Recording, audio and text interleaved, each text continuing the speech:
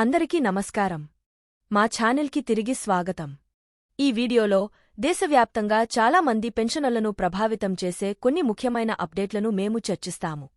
కొత్త కేంద్రీకృత పెన్షన్ చెల్లింపుల వ్యవస్థను ప్రకటించినందుకు మేము సంతోషిస్తున్నాము. అది భారతదేశం అంతటా ప్రారంభించబడింది. ఇది పెన్షనర్లకు గేమ్ చేంజర్ ఎలా ఉంటుందో వివరాలను చూద్దాం. ఎంప్లాయీస్ పెన్షన్ స్కీమ్ 1995 క్రింద సెంట్రలైజ్డ్ పెన్షన్ చెల్లింపుల వ్యవస్థ యొక్క పూర్తి స్థాయి ప్రక్రియను ఉద్యోగుల ప్రావిడెంట్ ఫండ్ ఆర్గనైజేషన్ ఈపీఎఫ్ఓ పూర్తి చేసింది. డిసెంబర్ 2024లో ప్రాసెస్ చేయబడిన ఈ కొత్త వ్యవస్థ మిలియన్ల మంది పదవీ విరమణ చేసినవారికి పెన్షన్ పంపిణీని విప్లవాత్మకంగా మార్చడానికి సిద్ధంగా ఉంది. అంశంలోకి వెళ్లే ముందు మేము మీ అందరినీ అభ్యర్థిస్తున్నాము, దయచేసి మా ఛానెల్కు సభ్యత్వాన్ని పొందండి మరియు మాకు మద్దతు ఇవ్వండి. సిపిపిఎస్ పెన్షన్ నిర్వహణలో గణనీయమైన మార్పును సూచిస్తుంది. జనవరి 1, 2025 నుండి పెన్షనర్లు తమ నిధులను భారతదేశంలోని ఏ బ్యాంకు శాఖ నుండి అయినా ఉపసంహరించుకోవచ్చు. పెన్షనర్లు నివాసం లేదా బ్యాంకుల శాఖలను మార్చినప్పుడు కూడా సిస్టమ్ నిరంతరాయమైన పెన్షన్ చెల్లింపులను నిర్ధారిస్తుంది. పెన్షనర్లు తమ ప్రయోజనాలు ప్రారంభమైనప్పుడు భౌతిక ధృవీకరణ కోసం ఇకపై బ్యాంకుల సందర్శించాల్సిన అవసరం లేదు.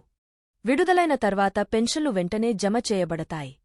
కార్మిక మరియు ఉపాధి మంత్రి మన్సుఖ్ మాండవియా ఏఎక్స్ గతంలో ట్విట్టర్ పై కేంద్రీకృత పెన్షన్ చెల్లింపుల వ్యవస్థ సిపిపి పై తన అభిప్రాయాలను పంచుకున్నారు.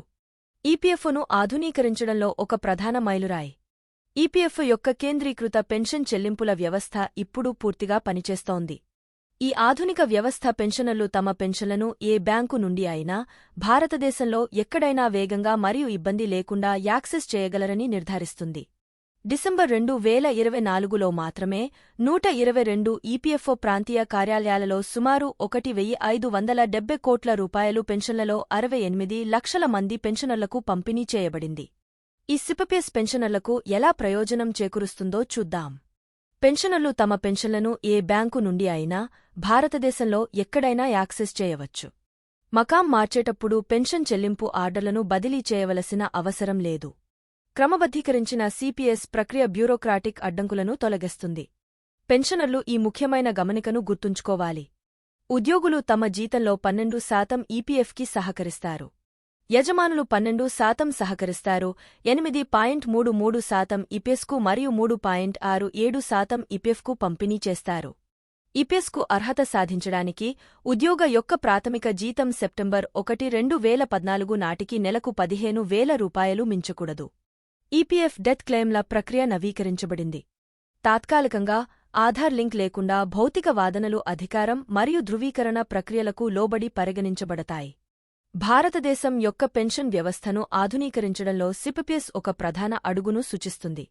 ఇది టెక్-ఎనేబుల్డ్ మరియు సభ్యులకేంద్రీకృత ఈపీఎఫ్ఓ యొక్క దృష్టితో సమం చేస్తుంది. ఇది పెన్షన్ సేవా పంపిణీలో కొత్త బెంచ్ మార్కును సెట్ చేస్తుంది.